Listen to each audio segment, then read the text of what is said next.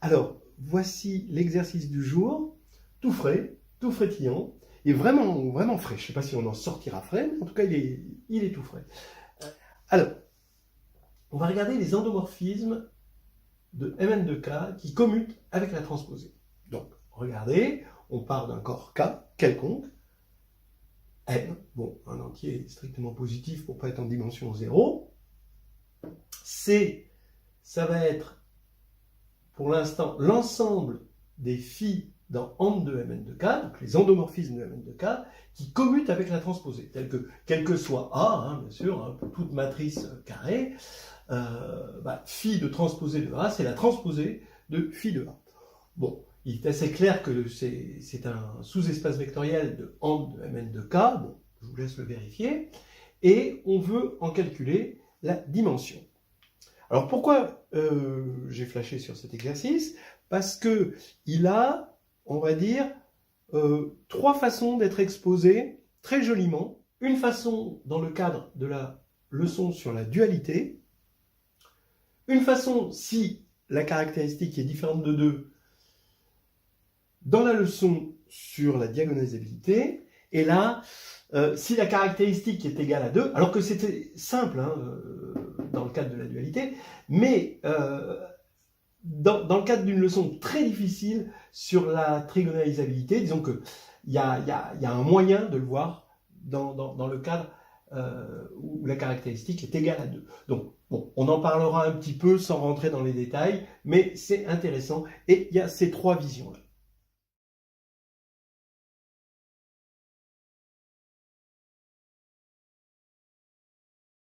Alors, le grand 1, je vais regarder sous l'angle de la dualité. Et c'est vraiment intéressant parce que ça nous montre que ça nous oblige à utiliser des objets que généralement les étudiants, les candidats, rechignent à utiliser alors qu'ils sont assez naturels. Bon, bien sûr, ils sont nouveaux, donc voilà, faut fluidifier tout ça. Regardez. Je vais d'abord regarder phi de A, ce que j'appelle phi de A, ça va être une matrice. Donc, elle a des coordonnées. Ces coordonnées, je vais les appeler phi ij de A. Mais comme phi est un endomorphisme, phi ij de A, ça va être un élément de K qui va être linéaire en A, forcément. Et donc, ici, on va avoir une forme linéaire. Donc, ce que je suis en train de dire, c'est que la donnée d'un endomorphisme de Mn2K est équivalente à la donnée de N2 formes linéaires sur Mn2K, j'ai nommé les phi ij. Voilà. Et donc, on va attaquer sous cet angle-là. Donc, qu'est-ce que ça veut dire que phi de A transposé égale la transposée de phi de A? Ça veut dire que pour les phi ij de A transposé, c'est égal à phi ji de A. D'accord? Puisque la transposée, ça va transformer la coordonnée ij en la coordonnée ji.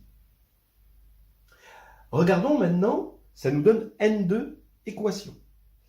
Les N2 équations, vous vous doutez bien qu'elles vont se diviser en deux. Il va y avoir la diagonale qui a un statut particulier, et ce qui est à l'extérieur de la diagonale, qui va avoir un autre statut. Donc regardez la diagonale, c'est-à-dire si I égale J. Alors on a phi ii de A transposé égale phi ii de A pour tout A. Ce qui veut dire, ce qui est équivalent à dire que phi ii de A transposé moins A est égal à 0 parce que phi i est linéaire. Mais ça, pour tout A, on reconnaît, ça veut dire que phi ii s'annule sur le sous-espace im de t moins i, moins identité.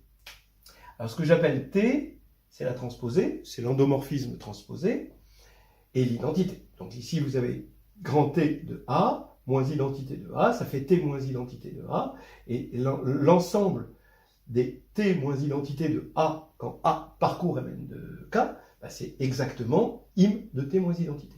Donc phi ii s'annule là-dessus, c'est-à-dire que phi ii, c'est dans l'orthogonale de im de T moins identité. Donc maintenant, vous comprenez, je cherche ici certaines dimensions de C qui est là-dedans. Mais au lieu de le regarder là-dedans, je vais regarder les dimensions là-dedans. parce que j'ai un isomorphisme d'espace vectoriel. Alors maintenant, phi i, déjà, donc pour une composante, quelle est la dimension? Eh bien, pour calculer im de t moins identité, pour calculer cette dimension, je vais calculer la dimension du ker.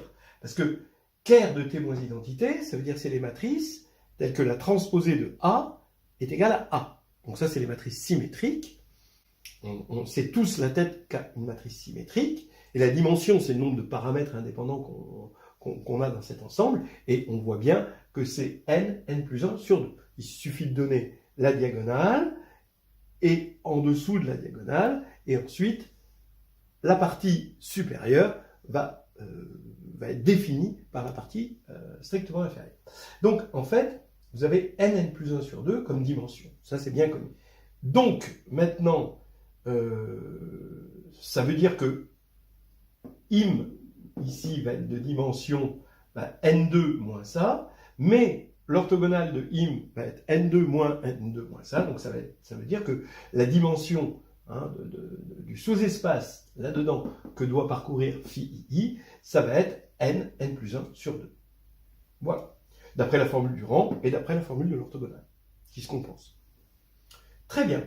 Donc, pour chaque i, on va avoir C va nous donner là-dedans un sous-espace de dimension n plus 1 sur 2. Maintenant, si i est différent de j, alors regardez, phi ji de A est égal à phi ij de A transposé. Donc phi j rond t. Bon. Alors, remarquez que quand on compose à droite par un endomorphisme, une forme linéaire, c'est t transposé de la forme. D'accord ? C'est ça la définition de la transposée d'un endomorphisme. Ça fait du bien de se le rappeler. Et surtout que là, c'est vraiment, regardez, c'est pas souvent qu'on tombe dessus, mais on a la transposée de qui? Eh bien, de l'endomorphisme transposé. Donc c'est une vraie vanne de geek, et non, quand même, elle est bonne. Hein. Donc c'est pas souvent qu'on a ça, hein, la transposée de l'endomorphisme transposé. Je suis lourd là? Bon, peut-être. Alors, ok, donc bref, ce que je veux dire, ici, de A, hein, de A. Et donc ça veut dire que ça est égal à ça. Ça veut dire que si je me donne phi ij quelconque, alors phi ji est entièrement déterminé par phi ij.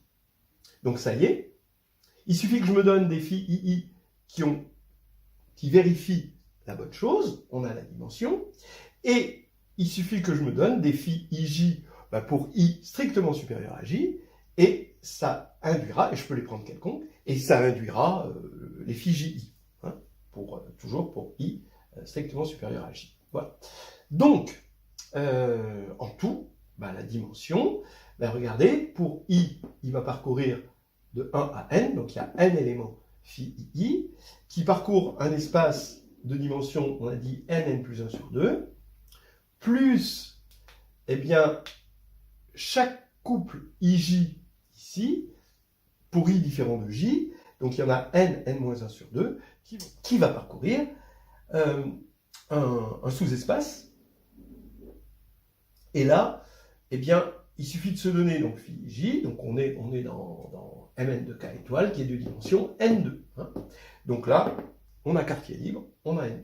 Donc la dimension totale, c'est n fois n plus 1 sur 2, plus n facteur de n-1 sur 2, fois n2.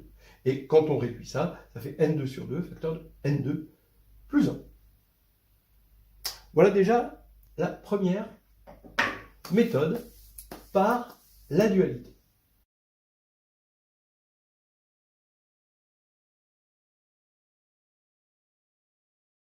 Alors, méthode 2, qui utilise la diagonalisabilité. On est en caractéristique, cette fois-ci, différente de 2. L'endomorphisme transposé est un endomorphisme involutif. Ça veut dire que T2 moins identité égale 0.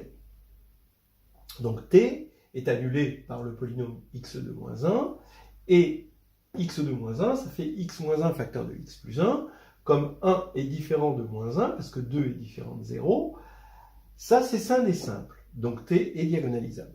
Voilà. Alors maintenant, on a une proposition générale qui nous dit que si U est un endomorphisme diagonalisable, donc sur un espace E, là c'est l'espace des matrices, mais ça peut être n'importe quoi. Donc on suppose que E est somme directe des E lambda, les sous-espaces propres E lambda, quand lambda décrit le spectre de U. On va poser dim de E lambda, c'est la multiplicité géométrique de lambda pour U, on va poser égal à M lambda.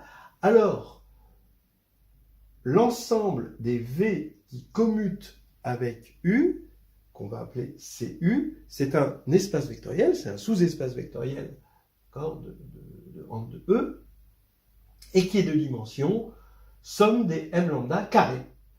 La somme des carrés, vous voyez, la somme des carrés qui réapparaît, et qui réapparaît de façon cyclique depuis Pythagore. On a toujours une somme des carrés, et ça c'est quand même une chose qu'il faut bien photographier, la somme des carrés. Donc, un nouvel avatar de la somme des carrés, c'est la dimension du commutant d'un endomorphisme diagonalisable.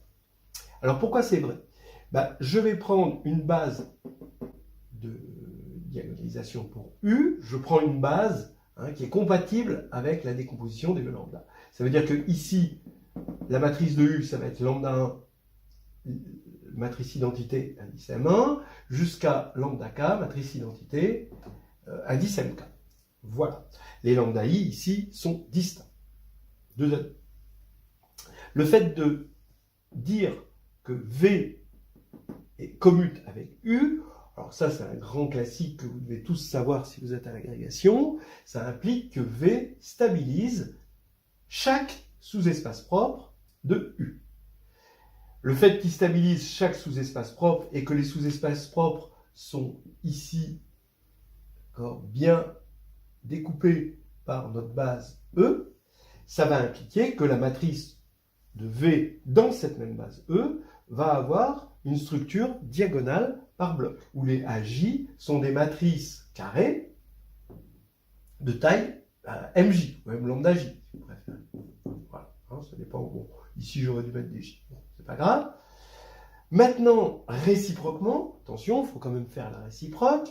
Si on a V qui est donné par une matrice comme ceci, alors on vérifie par un calcul par bloc, parce que ça va toujours commuter avec ça. Donc chaque bloc va commuter avec son homologue. Et donc ça veut dire que globalement, par le calcul par bloc, cette matrice-là va commuter avec celle-là. Ça, c'est une propriété des homothéties. Alors attention, c'est ça l'homothétie. Ça n'est pas, globalement, c'est pas une homothétie. Mais c'est une homothétie par bloc. Bon.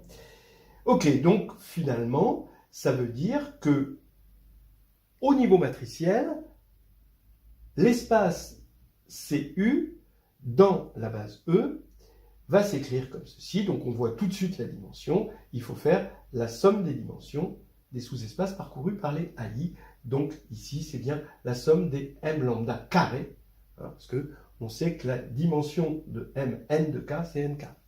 Donc il faut faire la somme et on a ça. Bon, alors maintenant, ça veut dire quoi pour notre problème local? C'est que dim de C, il va falloir commuter avec T qui est diagonalisable. Ces sous-espaces propres, c'est les matrices symétriques, c'est E1, et les matrices antisymétriques, c'est E-1. Donc pour les valeurs propres, 1 ici et moins 1. Les matrices symétriques, la dimension c'est nn plus 1 sur 2. Les matrices antisymétriques, la dimension c'est nn moins 1 sur 2. Donc on va avoir nn plus 1 sur 2 carré plus nn moins 1 sur 2 carré. Et, miracle, ou pas, quand on développe, on retombe sur n2 sur 2, facteur de n2 plus 1. Alors le 3, attention, âme sensible, s'abstenir, parce qu'on va parler de table de Young.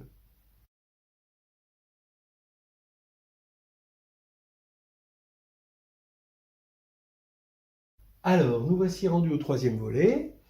On a la caractéristique égale à 2. Donc, comme notre endomorphisme transposé vérifie T2 moins l'identité égale 0, il est annulé par x2 moins 1, mais cette fois-ci on est en caractéristique 2, donc c'est x moins 1 au carré. Et donc, là, il est plus, on ne peut pas estimer qu'il est diagonalisable, mais en revanche, il est trigonalisable, parce qu'on a un polynôme annulateur qui est scindé. Donc, regardons déjà la matrice 0, 1, 1, 0, qui est la base, finalement, de l'involution, hein, pour nous. Elle est semblable à 1, 0, 1, 1. Alors, pourquoi?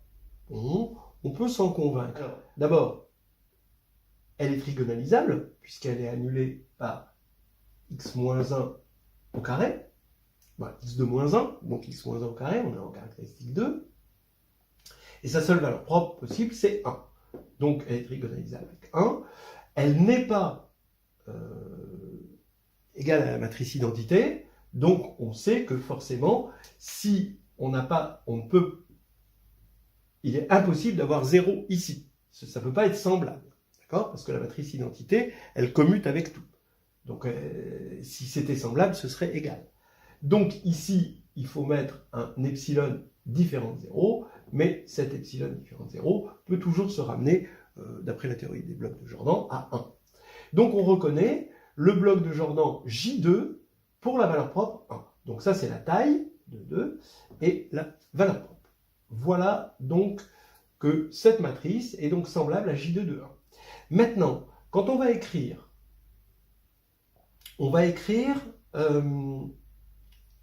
T dans la base, l'endomorphisme T, dans la base des EIJ. Alors, je vais commencer par les EII. Donc là, on a n éléments EII qui vont être stables par T. Et ensuite, les EIJ, donc je vais alterner EIJ et EJI à la suite. D'accord? Ce qui va faire que EIJ va vers EJI et EJI va vers EIJ avec I différent de J. Donc ça veut dire qu'il va y avoir n-1 sur 2 blocs de taille 2, d'accord, ici. Voilà la matrice de T dans la base canonique, mais réordonnée pour que ce soit joli. Donc finalement, comme ça, c'est semblable à ça veut dire que cette matrice est semblable à... Alors 1, c'est le bloc de Jordan de taille 1, pour la valeur propre 1, qu'on va répéter n fois. Puis ici, on va avoir, à la place de ça, on remplace par ça, c'est-à-dire par les blocs de Jordan de taille 2 pour la valeur propre 1. Donc il n'y a qu'une seule valeur propre, mais on a une forme de Jordan ici pour T. Alors maintenant, quand on a la forme de Jordan, comment on fait pour calculer la dimension du commutant? Alors là, il y a un théorème, et encore une fois, Pythagore est avec nous. Hein, Pythagore, tu es là.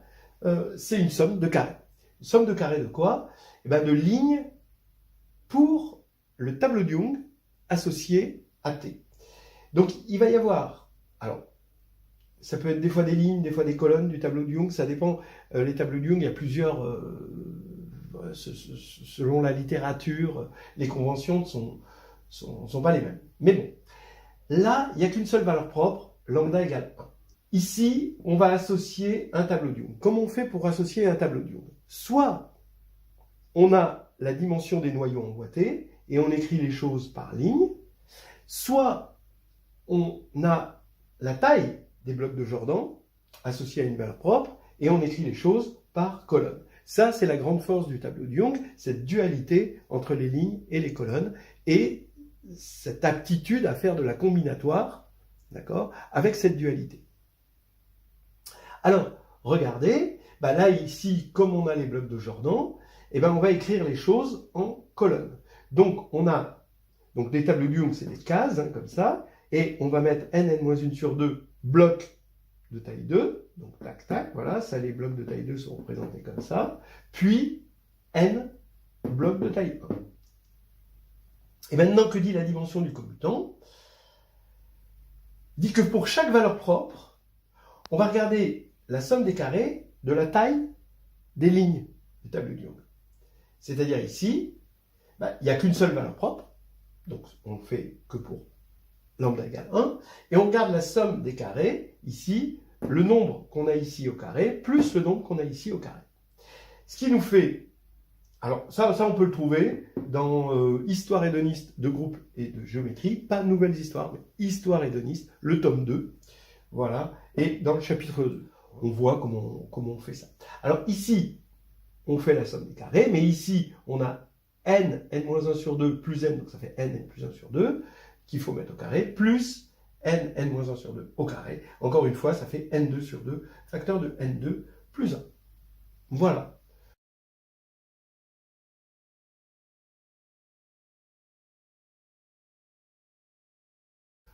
On a vu de 3 manières différentes le même résultat.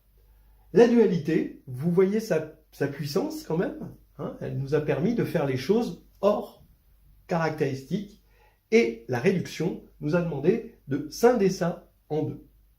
Voilà, ça m'a paru être un exercice frais et joyeux, et sympathique à présenter pendant cette période difficile qui précède les autres.